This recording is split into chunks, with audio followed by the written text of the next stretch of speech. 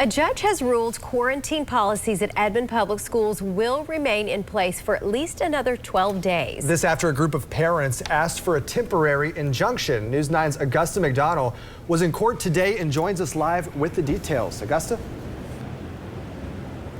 Yeah, good afternoon. So for a judge to issue a temporary restraining order like the one the Edmonds parents requested today on this policy, he has to see evidence that this policy is going to hurt somebody while the lawsuit is in progress.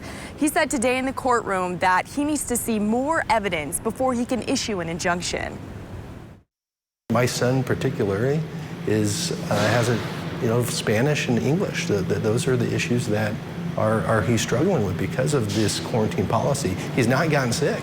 The parents argued the district's policies that require unvaccinated kids to quarantine at home if they're exposed to a positive COVID case are unfair. The policy was put in place after positive cases at Edmond schools spiked in the first few days of the school year.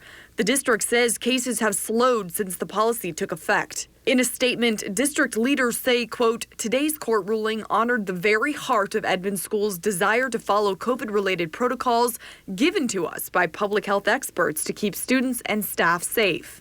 Attorneys for the Edmond parents don't agree that students are safer with the policy. They also say Edmond schools has broken the law. That has to be distinguished from the irreparable harm to these students from their mental health and emotional issues. So there are two different types of irreparable harm that we intend to address. The district plans to file a brief pushing back on claims that students' constitutional rights are being violated by the quarantine policy. Okay. On September 29th, the judge is going to hear evidence on this injunction again. He'll decide then whether or not this policy needs to be put on pause while the lawsuit's resolved.